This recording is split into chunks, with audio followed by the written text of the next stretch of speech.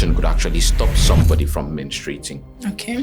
Hormonal problems also. Yeah. Post-pill and post-pill have suffered in the hands of people in this country. The way people take... See, there's a reason they put emergency. Your emergency, they happen every day.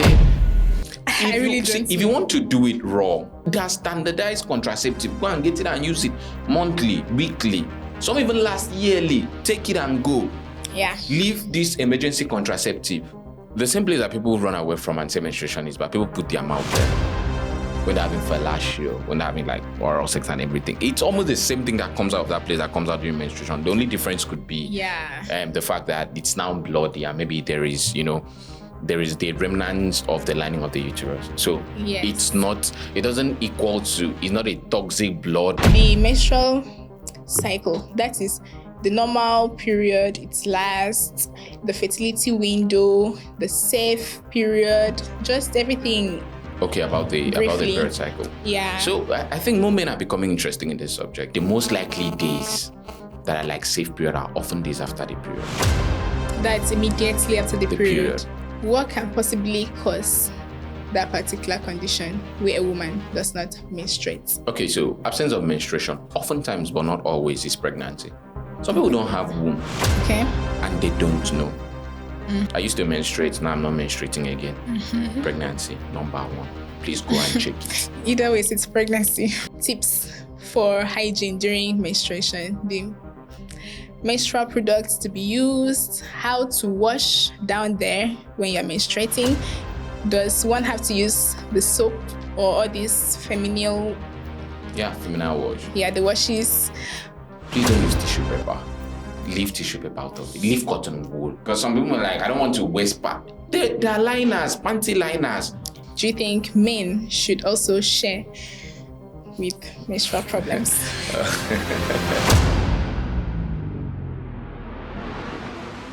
Hello, welcome to another episode of the Intimate Matters podcast. And on this podcast, we take you on a deep dive into the world of sexual and reproductive health. And today, we want to talk about something. I want to call it a process in the human body that met each and every one of us.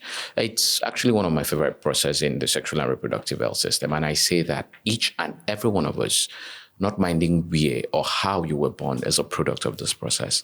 Today, we want to discuss on menstruation. Menstruation is the topic of our discussion today. And today, I'm joined by an amazing person. Fam, Yesi Odion. Thank you for joining us today. Thank you. So today, there's also going to be a twist, Fam was saying that she wants to hear about menstruation from the perspective, of a guy. So she said she wants to put me on the hot seat. And I said, okay, I'll gladly allow you to put me on the hot seat. So today, she'll be asking and I'll be answering. Over to you, Fam, Yesi. Okay, thank you, Nosakwawo, for this opportunity. I'm so glad to be here. Well, good. I would like to know your point of view. You would represent the men for today. Hi, men. So I'm going to do very well to represent you guys. Okay, so first of all, what is menstruation to you? Okay, so I could go like my ancestors have gone before me. My ancestors before me, as a proud Ibibio man, called it itisong, which literally translates to sitting on the ground. Right. So a process where they talk about the blood that comes out from the female, and back in the day, they didn't have the sanitary materials we had now. So what the women had to do was to sit on the ground, and the blood gets soaked into the ground. So in case you're wondering why they call it a T-song down here in the Bible, that is why they call it. So it literally meant sitting on the ground. So if you menstruate for 5 days, you have to sit for 5 days. That's where they will bring you food and everything, so that when the blood trickles out, it gets absorbed into let me get this straight. Did they have like a particular environment where they sit, or just anywhere they find themselves, they'll have to sit and let the blood flow? So I feel that they may have had a house or maybe a room assigned to that. Back then they used mud houses. It can't just be anywhere, because there has to be somewhere where you are like away from other members of the family. Okay. Right. So you had to, same way that, when you're taking care of your sanitary needs while menstruating, you have to be away from. So it can't just be anyway. So that was how it was. But menstruation on the medical space is just basically a cyclical bleeding coming out from the woman via the vagina. Okay. That's how it's supposed to be, via the vagina. And then it has made majorly to do with the fact that the ovary, that the cells, that's the gamete, the egg cells that were released has not been fertilized. And also due to actions of hormones, the lining of the uterus that was getting ready to grow a baby now depreciates and now sheds off and mix up with every other thing and comes out of the vagina, mostly as blood. Okay. Why do you have to do?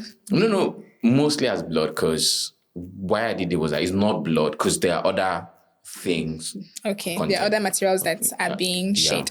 Okay, that's fine. I really do not want to go into the myths yet because that's really like tickling my fancy. Okay, before we get to the myths of menstruation, let's clear the air about cramps, the pains that come with menstruation. So, some women feel that when they're having their menstrual flow, they should be given some cramp leaves. Have you heard of that? Okay, cramp leaves. Okay. Yes, because some people's cramps are so severe and can interfere with their usual daily activities. So, do you know what causes these cramps? All right, so if we're looking at cramps and the essence of cramp leave, I think as someone who's been around women a lot who experience various degree of cramps during their period, I have ones that still go about their duty. If they don't tell you, you may not know that I'm menstruating. Okay. I have the one that doesn't do any activity. In fact, standing up like from the bed is a problem. Okay. Right, so cramp leave, it's something that people should consider, the people that are making the policy should consider. So basically, cramps happen because of, first, the contraction of the womb or the contraction of the abdomen, right, to help in the expulsion. So because of this contraction, there are chemicals that need to be released to help this contraction, like prostaglandins. So this is what... The prostaglandins, these are prostaglandins that then tickle the nerve endings that respond to pain, and that results in pain. So what varies one person's cramp from the other person's cramp being, like, as it pertains to a degree of pain, is just how much is being released, how much of the prostaglandin. So some people, very high amount, some people very low. That's why some people can walk. Some people will have to lie down and are immobile. All right. So now, this menstrual cycle and everything concerning it, do you think it's solely a woman's problem from everything you've explained? Is it solely a woman's problem? Do you think men should also share with menstrual problems? All right. Okay, so I want to say about, is it solely a woman's problem? The biological aspect of it, yes. Because I can't get into your skin. I can't take the problem from you. But for the fact that something happened and there is certain expression, when things get expressed and come on the outside, it affects the next person. Right? So if we all came from this process, I feel that it shouldn't just be a woman's problem. Not because the men can take over the pains from them, they cannot. But they can help in one way or the other in terms of... In what way? Okay, in terms of relieving the pain, for example. Okay. Right, so you could help with making available the resources to help relieve the pain. That's tough. That's the thing I want to hear. Yeah. So maybe you could, we now have things like, maybe when we come to the menstrual hygiene material, we now have things like cramp belt. Sometimes you can give hot water bottle. You can be the one to prepare, to help them through the activities of daily living. Cramp belt. Occupation cramp belt. In fact, just understanding, acknowledging the pain. In fact, let's start with that. The fact that you acknowledge the pain. Some men like to dismiss it. Like, what's this? You do as if you die. This thing. Now, you don't feel that pain. Pain is subjective, to be quite honest. They will tell you, say they pain me. No doubt that. Like that, they pain me. Not because you may say, I've been through, worse pain than yours. Maybe. I don't invalidate that, but the thing is, the way you respond to pain, your pain threshold is not the same as mine. Okay. So the fact that men, first and foremost, right, should acknowledge it. Acknowledge that it's painful. Acknowledgement. Yeah, acknowledge that the pain. Because even you acknowledge is a form of emotional support. Okay. You're in pain. Oh, that's okay. Sorry. Simple thing as that. You're in pain. Get up, stand up from that place and go and do what you have to do. So acknowledging comes first. Then can come the support. Now, another way you can support is understanding menstruation. And that is why we do what we do here. Okay. So we teach, because people don't appreciate what they don't understand. That's That's true. one of the problems that we're having. For example, maybe if you talk about cram leave, you're trying to push for policy. The people who will make this policy come to pass need to appreciate what you're pushing for. Okay. You go to a place they don't appreciate education, you see they don't make educational reforms. So if men don't understand menstruation, they will not appreciate it. Some people don't even know they are a product of menstruation. Let's be very honest. Some people don't even know that they came from menstruation. Or should I say the menstrual cycle? Throw more light on that. So when product of menstruation. Yeah, so when menstruation happens, menstruation is like the bleeding actually. It's like the last, it's like one of the 4 phases of this.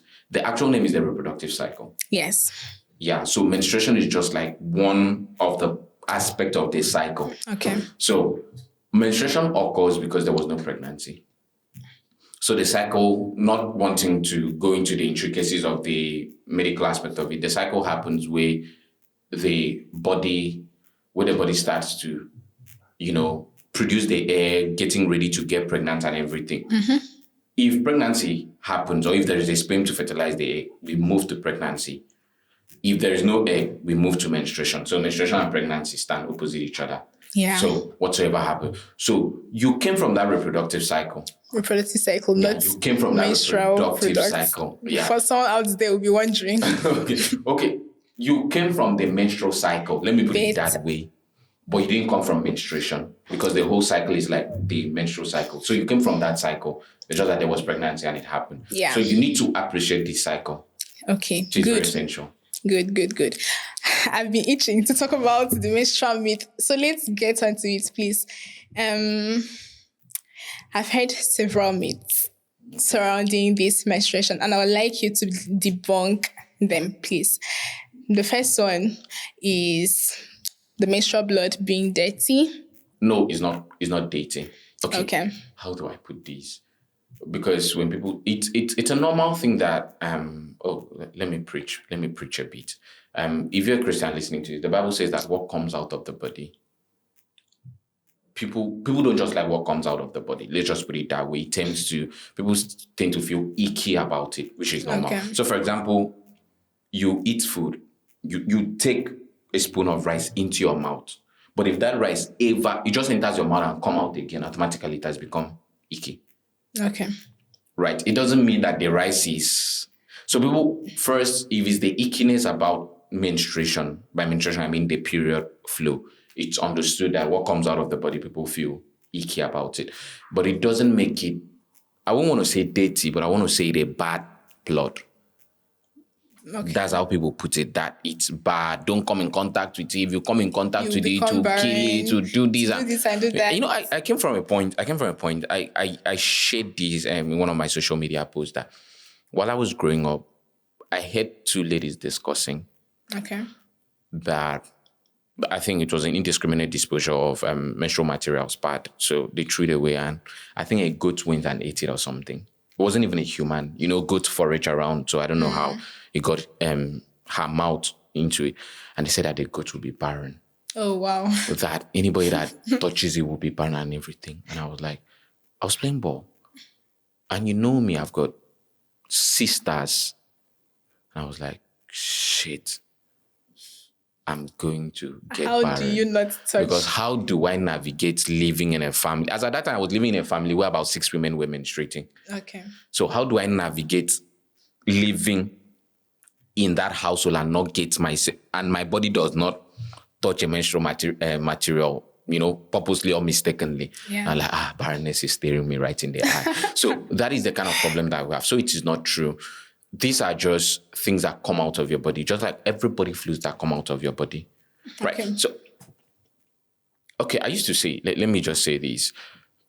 The same place that people run away from and say menstruation is bad, people put their mouth there when they're having fellatio, when they're having like oral sex and everything. It's almost the same thing that comes out of that place that comes out during menstruation. The only difference could be the fact that it's now bloody and maybe there is, there is the remnants of the lining of the uterus. So it's not, it doesn't equal to, it's not a toxic blood, it's not a bad blood that will lead to barrenness. It's just blood that comes out from the human body. Thank you so much. Thank you. From your explanation, I have like several things I want to ask. Let me just point them out. The animal, you just talked about fellatio, that's sex during menstruation. And the other one you mentioned, for the animal parties, out of curiosity. Is it true? Do animals menstruate? I don't think, I've never really seen any animal that menstruates. No, I don't think, maybe they do, maybe it doesn't come out like blood. Yes, they do. It doesn't come out like blood. Because I feel that if they also have their reproductive cycle. Yeah.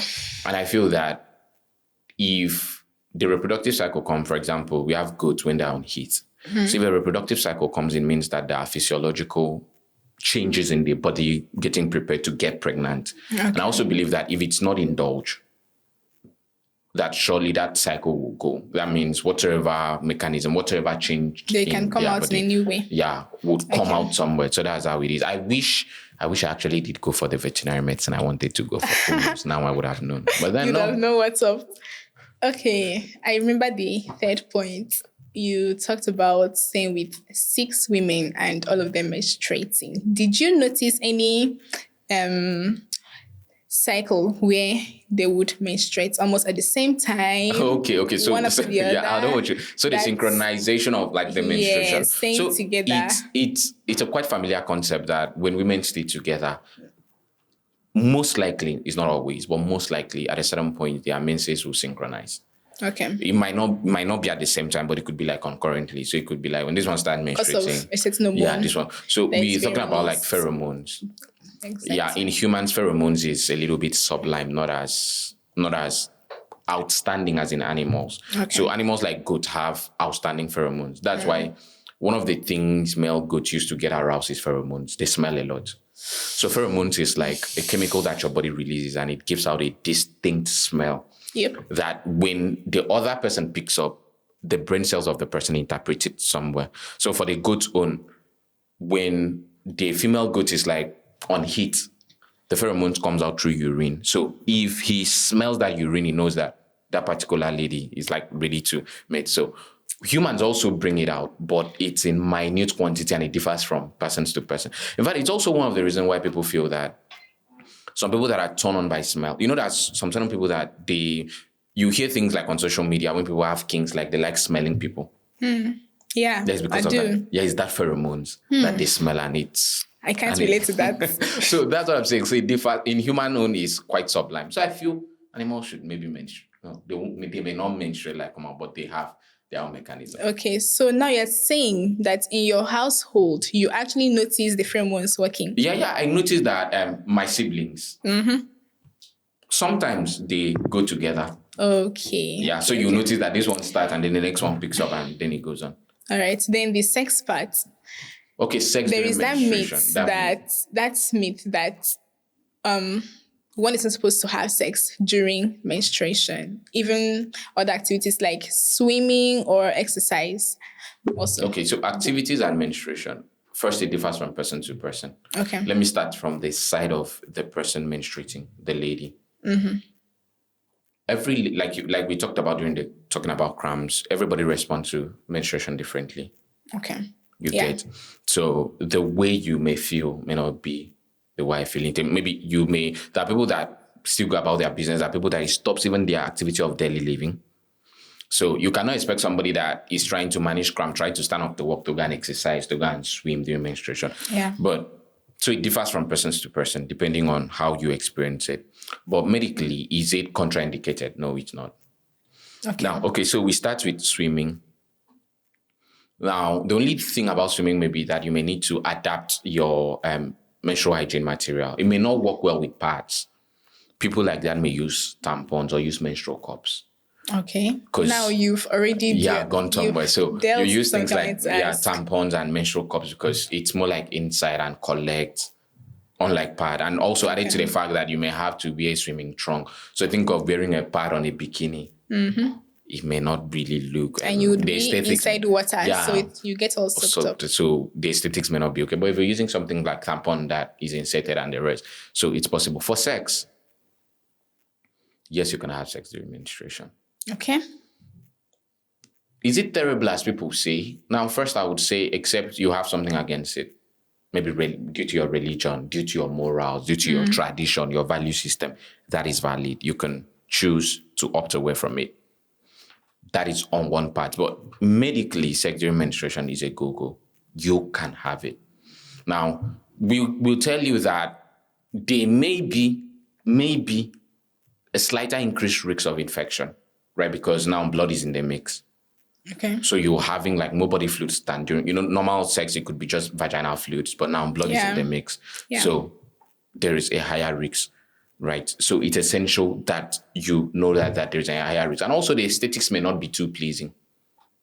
Yeah, because blood is coming out. Yes. Yeah, blood is coming out. Blood may get stained. So you may not like the aesthetics. Yeah. If you're somebody that is very aesthetic prone. So you may not like it. But also, it's also advisable because sometimes, in few cases in some women, especially women that have very short reproductive cycle, we're talking people like 18, 19 days reproductive cycle. Okay. You may ovulate like immediately after your menses, right? So it's essential that you have sex at that time if there is a possibility of getting pregnant. Okay. So I say this to people that come to me. If you've been struggling to get pregnant, you have a short cycle, try having sex during menstruation. Yeah, that's that part of getting pregnant during menstruation. Yeah. So for people that have very short cycle, you may need that to get pregnant. Okay. So it is a go-go and it's very, very much allowed, but it has to fit into what you believe in and what is okay for you. Okay. So for the issue that it leads to barren, I can't say for people, one thing I noticed that most people that say this, say it based on their value system and their tradition. And you can't or what has been passed down indoctrinated into their subconscious. So you cannot invalidate someone's tradition. Okay. So that's it. Okay. Thank you for that clarification. Let me just add something also. It can also help the woman. So, that... In what way? In terms of the cramps. Oh. So you have a good sex, endorphins is released. So it can help. The woman is going through pains at that point. And okay, so that's what people say. So if you can break through the pain barrier. That man must be a Superman. No, it's not really like a Superman per se. So if you're cramping, for example, and it's not compulsory and you can still go ahead to do it, the endorphin that is released from a good sex may help to relieve the cramps. Oh, if we're talking about the endorphins and all those serotonin, dopamine, okay, maybe I can try to reason, but okay, no, let me leave that side.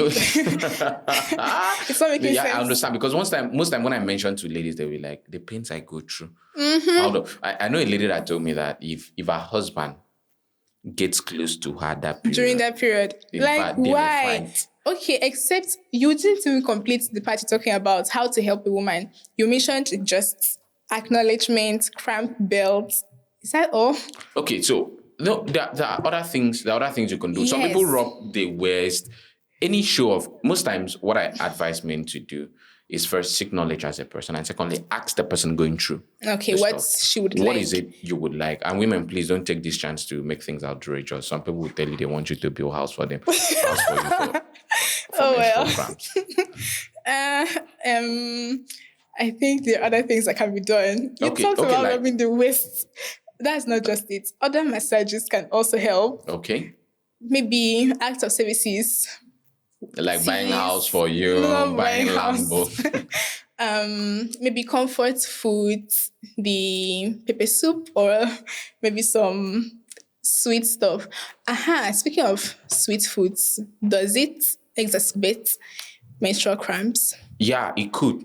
Like we talked about prostaglandin. Okay. The amount it releases. See, the thing about menstruation, as in other things, is that oftentimes it's a very personalized experience. There are very few generalizations. In fact, there is no generalization. Okay. Because there is how you generalize. Somebody will tell you it doesn't work with me.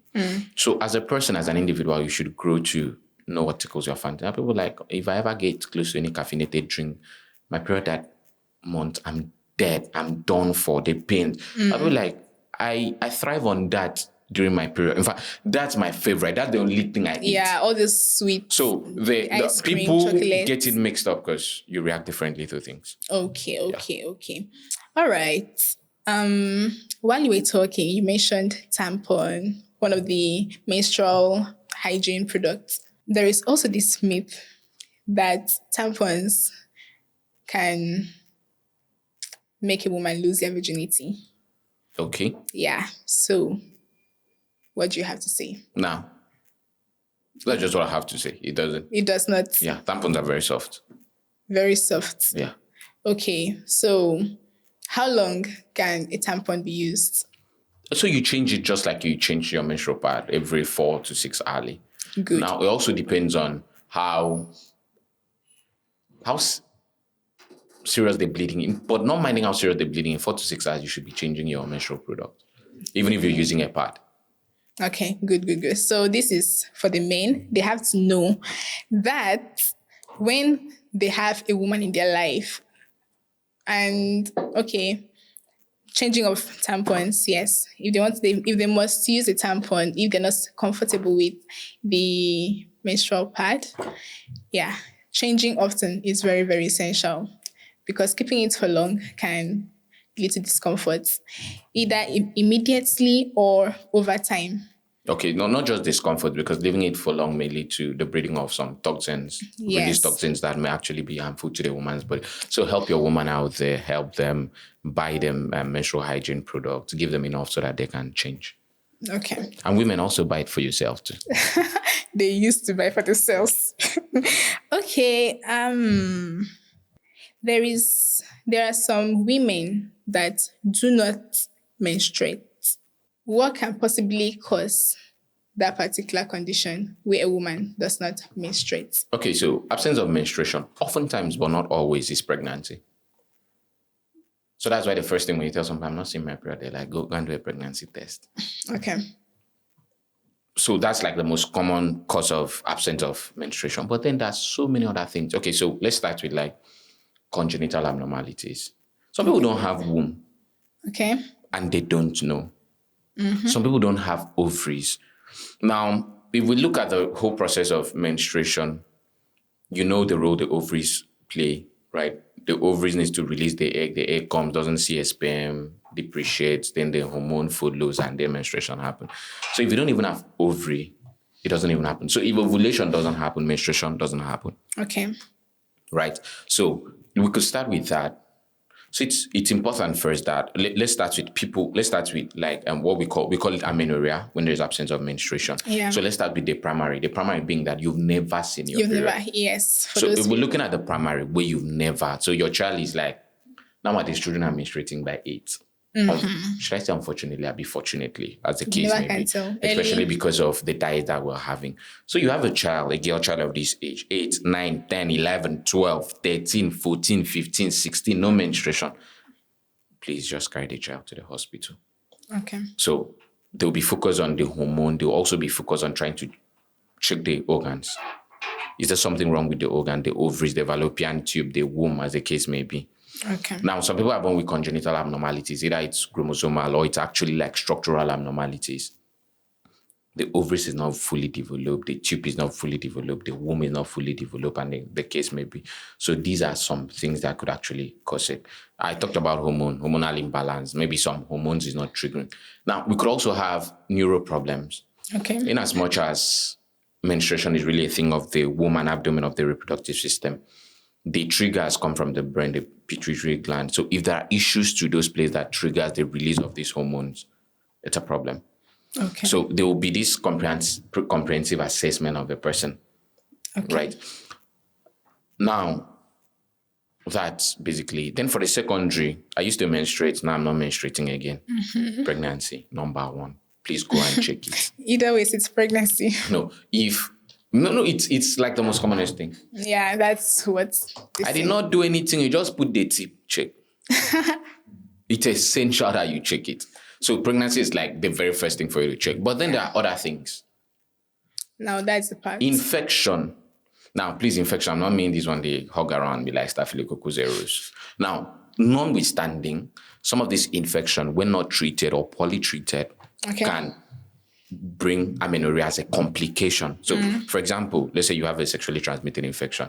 Treat it, you say no, that you want to go and box. You know, this one they go to chemists and over the counter, they box whatever they box, or they use herbal concoction. Yeah. So you box it and you bring it. This thing hasn't properly treated this infection. You know, some of this infection will go on like a latent phase where they're still active but not showing any symptom. Yeah.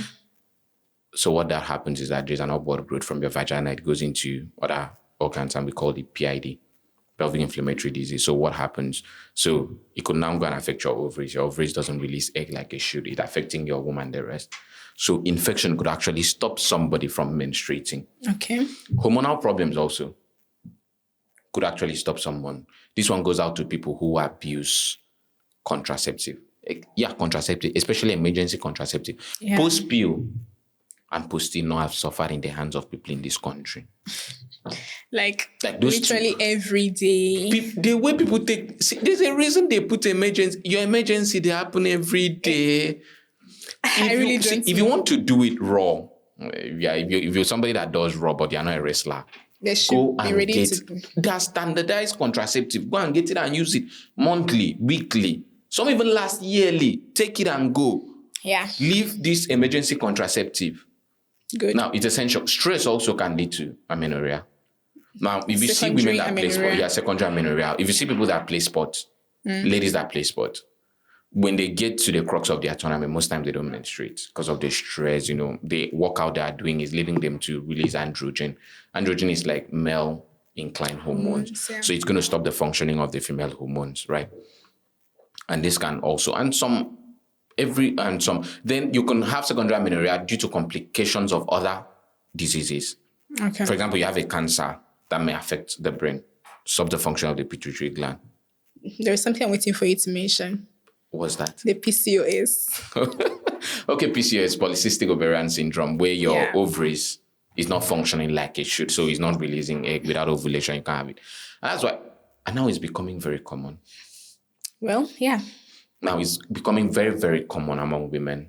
So it's essential that you check this out. So you say some people be like, it's funny how some people make mouth with this thing. Oh man, I know you buy pad. 2 years, I know you menstruate. I know you buy pad. I know you follow and suffer. Now, it may be funny with them when they're like, maybe not in a committed relationship or not looking for a baby. Yeah. So they feel they have overcome monthly buying of pad and monthly stress and everything. But you may not know that something is building. So it's essential that if you don't, the rule of thumb is that if a 35 to like a 42-day cycle comes and passes and you're not menstruating, please go get yourself checked out. Okay. Then there is this other people, since we're talking about disorders in menstruation, there is this other people that don't menstruate via the vagina. Okay. How they think, the actual medical term about they call it skip my brain is something I'm trying to, if I get it before the end of the session, I'm going to put it. Right? So there are people like that. I didn't used to believe it until I think about a year or two ago. I met a lady and she told me she doesn't menstruate. But she's a mother of like, I think 3 kids.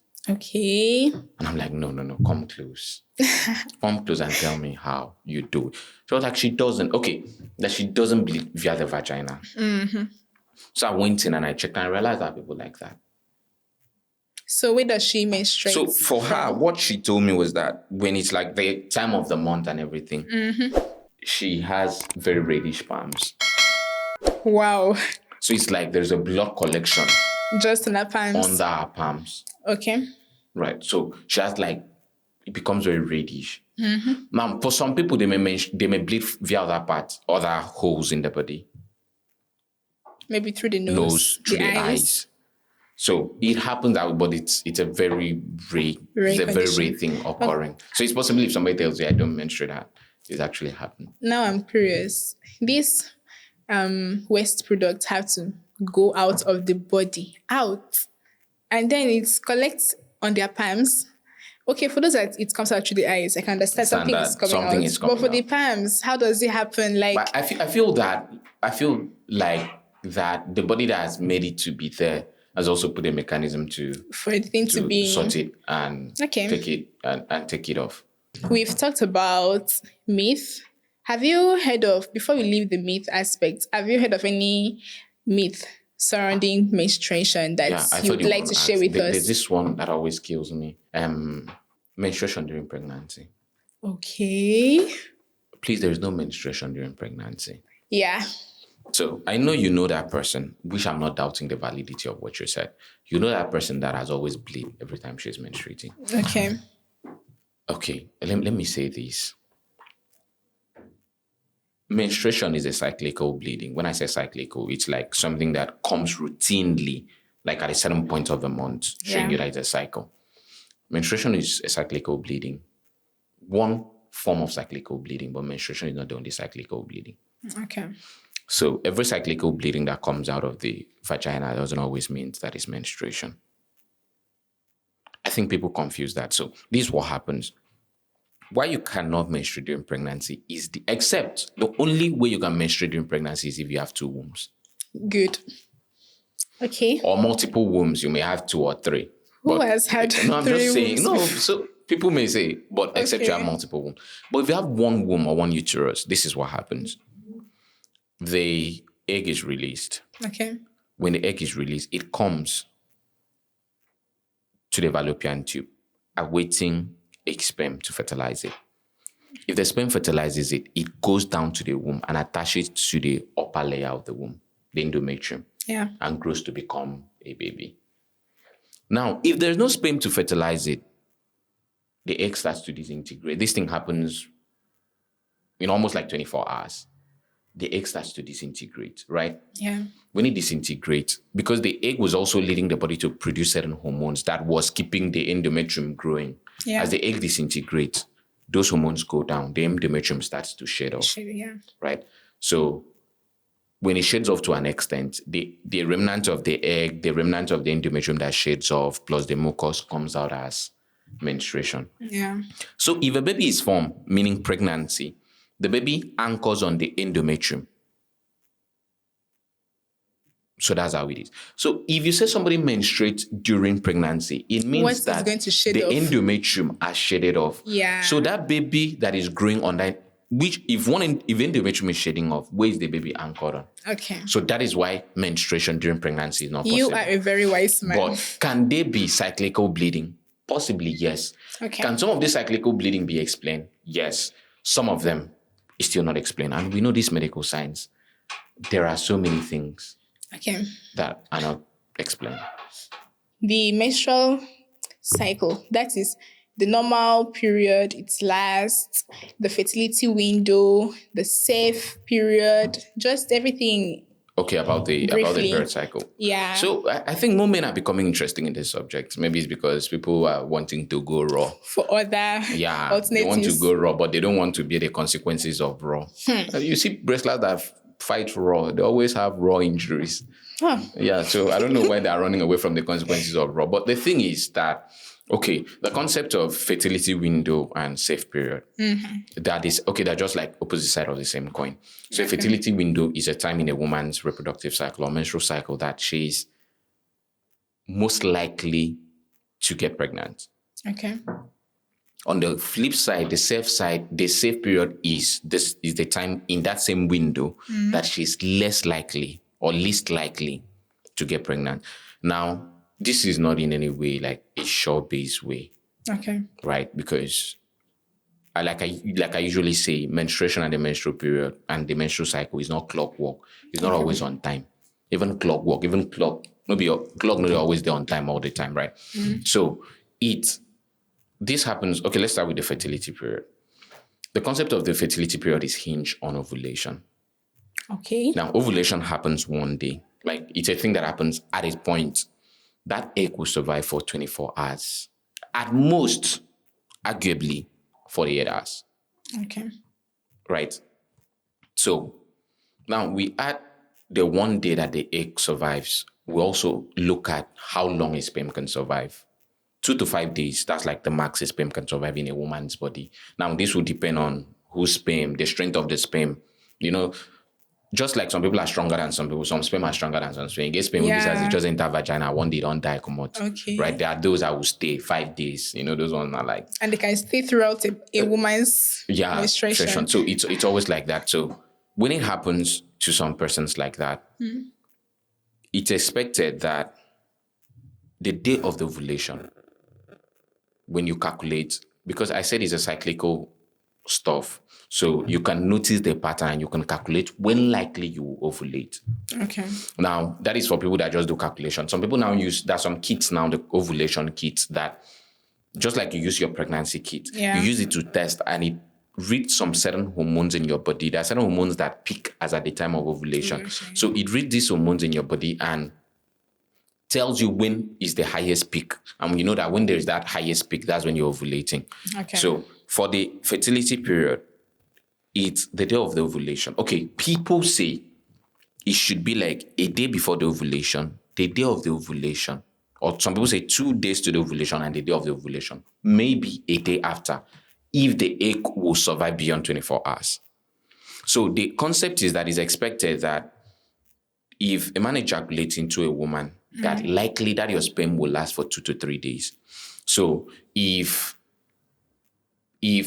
ovulation is to happen on a Wednesday, and a man has sex on a Monday, like a Monday morning, unless ovulation is to happen on a Wednesday morning. If you have sex on a Monday morning, it's expected that your sperm will last Monday morning, Tuesday morning, till Wednesday morning when the egg is released and the egg can fertilize. So they advise men have sex with the woman Monday, Tuesday, or that Wednesday when the egg is released. And likely on Thursday also, when the egg has already been released, and hopefully the egg is not yet dead. Right? So that's the concept of the fertility period. So maximum 2 days to ovulation, a day to ovulation, on the day of ovulation, and possibly the day after ovulation, the woman is more likely to get pregnant, and that's the fertile window. Okay. If there's unprotected sex.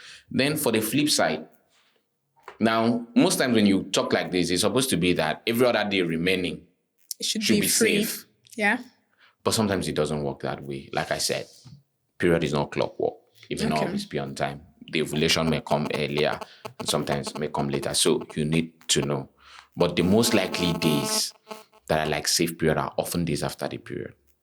That's immediately after the period. Okay. Now, why this is so? This is often in people that have like an average 28, 29, 30-day cycle.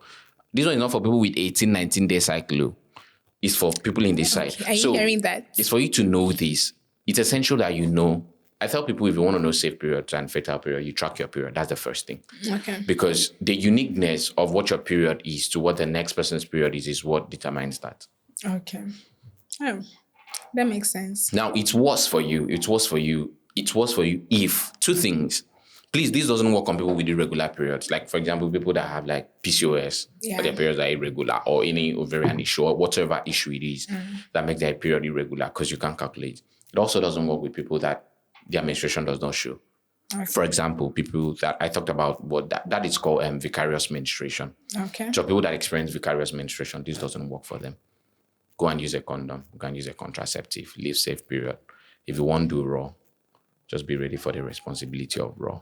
We've not touched the aspect of hygiene. Okay. So, as a wise man, I believe you should have some tips for hygiene during menstruation. The menstrual products to be used, how to wash down there when you're menstruating.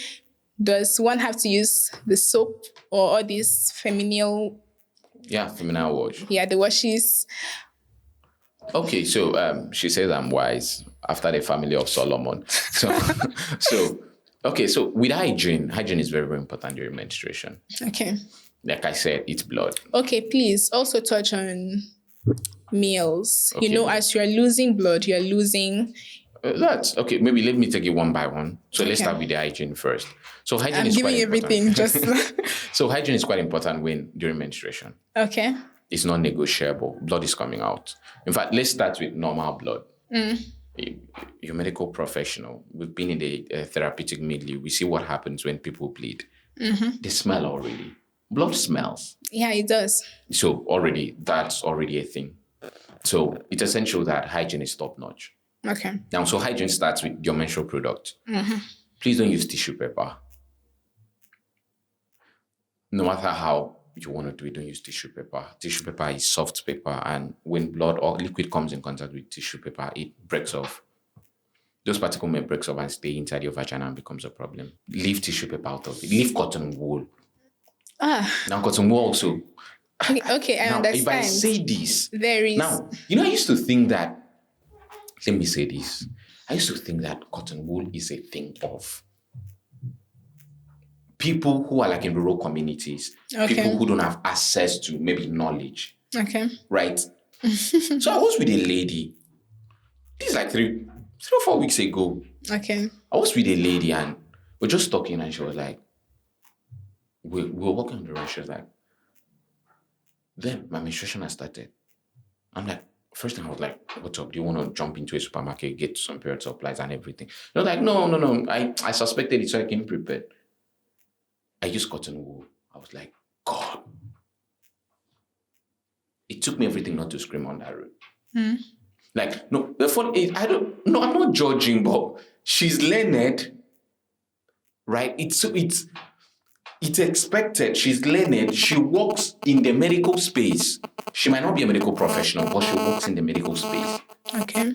So how did you? I told her, even if you don't want to, because some people are like, I don't want to waste part. There are liners, panty liners. Hold it. You talked about what to do to help women menstruating. So what did you do at that point? No, okay. So at that point, so what did I do? I just asked her, I'm like, cotton wool. Why do you use cotton wool? It's not good. Okay. You shouldn't. Why didn't you use a pad? Okay, even if you don't want to waste pad, why didn't you use a panty liner? Okay. Right, that was what I told her. After questioning, what's next?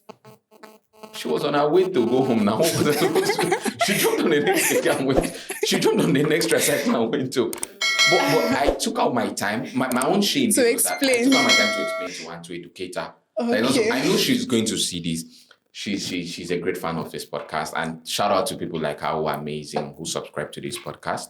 If you've not, please, you should subscribe and follow us on all our social media platforms. We're on Facebook, Instagram, and on TikTok, or join our personalized WhatsApp channel. So she's doing well. And also share this. I know she'll see this, please. When you see this, you remember what I told you that evening. It's essential that... He only shouted. He did not help. No, I told her. I feel so bad. I was like, okay. Why cotton wool? So what happened to going to the nearest shop and be like, okay, this is not a good idea? She told me she doesn't like pad. She told me she doesn't like panty liner. Okay. She has it in her bond. I told you, she's educated. She has the resources to buy this thing. Okay, at that point, you were at a loss of so I what was to like, do. why would you want to use cotton wool? Okay. I couldn't know why. So please don't use it again. I told you that night, please don't use it again. Anybody hearing this, don't. If you don't want to waste pad, please go and use panty liner. Okay. Yeah, it will still do the job. At least it's the early one. Most time for some people, it trickles before it rains. Yeah, it drops before it rains. So you can use that one till when you are able to use pad. It's quite very, very sad. Oh, the story has made me, I had to point that out. Please, thank you so much. So it's essential that you do that. So for period products, the most common one is the pad. So that's the first thing. So we're moving around. Personally, as a person, I work with a whole lot of organization, move around and to put it out there. I'm working with one of my organizations. We want to create what we call period stations in communities and schools and public places. Okay. So it's a station where we keep pads. I like you've touched the angle. I was going to ask about so it's a place where it's a station where they just write period station, you keep pads. So if you're a lady, you're moving on the road, you realize you're bleeding, you just walk in and you pick a pad. Okay. And you go. So we're going to put it like in banks, in schools, in market, in local places. So if you're interested and it's something that you want to support, please, you can reach out to me. So pads is like the most common one. In this pad, we have like the disposable and the reusable. Okay. They are reusable pads, and and they're pads that are made from like eco-friendly materials. I recommend this one especially for rural communities because it's tough when we go now reaching rural communities. I'm one that believes in sustainability. It's not just about you going and you give pad and you go. So if you give me pad today and I use it, what will I use tomorrow? By tomorrow, relatively in the future, it doesn't really need to be tomorrow. Yeah. So you could give them reusable pads where they can use. And in these reusable pads, there are guidelines on how to reuse To them. make use of them, yeah. Yeah. That So makes me remember something. Back then in the olden days, there are women who use materials. Yeah, to pieces. Yeah. So but Fold for it. pieces, that's another thing. I talked about cotton wool. I also talk about pieces in itself will depend on how you can Take care of it. It's not advisable, but it also depends on how you can take care of But it. I think using clothing materials is better. No, it's better than tissue. Tissue and cotton wool. No, nothing beats They tissue can and cotton travel wool. up. Nothing the beats tissue and cotton wool. It's a no-no. Yeah. The fact that it can cut off, Yeah. it's already a problem. But the clothing material needs to be clean. You need to clean it very, very well. Then we have tampons. And sun dry. Yeah, and sun dry. We have tampons. Okay. Getting very common, not quite common. So tampons, because it's insertable. Some people I don't like things going inside. And but how about the other things? Yeah, it happens. No, my question is that you shouldn't really say you don't like things going inside. Maybe you don't just like things staying inside. Yeah, for a long period of time. So when people say that, like, okay, but tampons, you just put it 4-6 hours and you remove it. Okay. So like, hey, what if it means? So a tampon, if you've never seen one, has a rope that comes but some outside. Unfortunately, So it can actually go in, travel up. It can also go in. Yeah. But if it does, then you may need somebody to help you pick it out. We have menstrual cups. Okay. At first, I put up menstrual cups on my social media. menstrual cup. Which one is this one? What was that? I go carry cup, put for inside. Yeah. So like you fold it. It's not a familiar concept. Yeah. So some of them are made like from silicone materials. You fold Okay. it, you put it, and it collects this thing. 4-6 hours, you bring it out and you discard. Some are reusable, some are not. Then we have, I've seen this when we have like natural sponges. Now, sponges are like some organisms, right? Being from the sea. So they can bring them out, natural materials, process them, and they can use it. Now, as an Ibibio man, I knew that after we moved from Itiso, where women used to sit on the ground, they started using spongy materials. So there's this material, mfangaya, that's how they call it. So it's, they take out the cellulose, the fiber from it. It's quite spongy. It's used to make mats, and they fold it, and they use it to absorb the blood. They use it. That was what my grandmothers used. I think I got this from my grandmother. I sat down and when I was writing my book on menstruation, I sat down and I talked to my grandmother about it. So that was what they used before clothes. Because back then clothes wasn't common. Yeah. Say person go tear in wrapper, can't use for wetting blood. No. So it's not now that clothes is common that people are using. So it's essential first that you take care of make available the material. That's the first step in hygiene. Okay. Make available the material. Then for the cleaning, like I said, it's important to change your product 4 to 6 hours. Okay. Whether you bleed heavily or you don't bleed heavily, it's essential. Now, personally and medically, I don't advise any scented product around the vagina. Okay. Now, because for the product to be scented, there need to be certain chemicals. Yeah. Those chemicals may react. The vagina is a very delicate, very, very delicate organ, one of the most delicate organs. There's a reason why there are guards to protect it. One of the guards is the hair. Yeah, so those hairs act as protect. If you notice the skin of your vagina is quite more sensitive than other skins in your body. Can you compare your vagina skin to like your palm? This one you can carry it and rub in everything, but you can't do that with your vagina. So it's essential. So that brings me to the wash. Please wash with water. Water will do. This thing that after menstruation, people will go and cook vagina. They say they call it steaming. Steaming. So people who had garlic, clove, cinnamon. If you are not making pepper soup, why will you put clove? Like, see, those are also myths. Wait. So let me say this. Some I don't blame them. I know people eat it. So maybe that's why they've confused it for Perhaps. me. I'm serious. Maybe. Okay. Maybe that's why they're confusing it for me. Maybe because people eat it. That one is away from menstruation. Yeah, away from menstruation. Yeah. Because they eat it doesn't mean it's meat. I know sometimes they even call it meat. So please. Oh dear. Don't use cloves. Don't use all those things. Leave all. Water will do the job. Your vagina is self-cleansing. Now for washes. Now, when people ask me this question, I say a thing. Your body is natural. People say we use it to wash the vulva. If you want to wash the vulva, perfecto. Now, some people don't even understand the difference between the vulva and the vagina. Good. Vulva is the outside one, the one you see, the one that hair grows on. Okay. You can wash it, don't worry. Because after all, if you're bathing, the soap water passes. Sweat can collect there. The everything. the hole itself is the vagina. Nothing should enter that hole.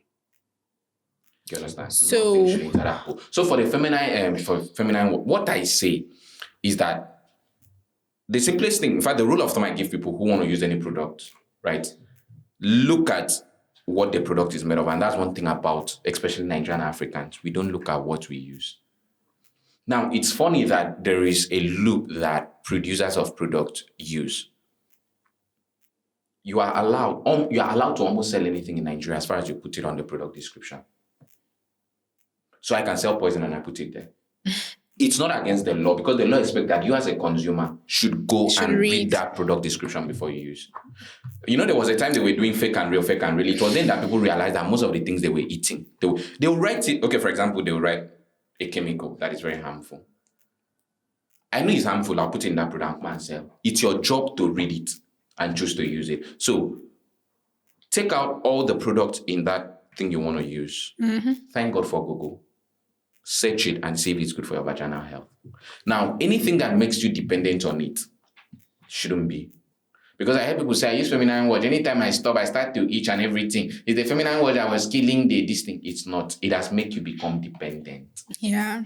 So me, as a person, I don't advise it for your vagina. If you're using it to watch your vulva, go on if you want to do it. But even if you're watching your vulva, please don't use hard substances, hard soap. In fact, most of these medicated soap shouldn't go there. You know why? If you say anytime you take and if you get small wound for your body, they hot. Mm.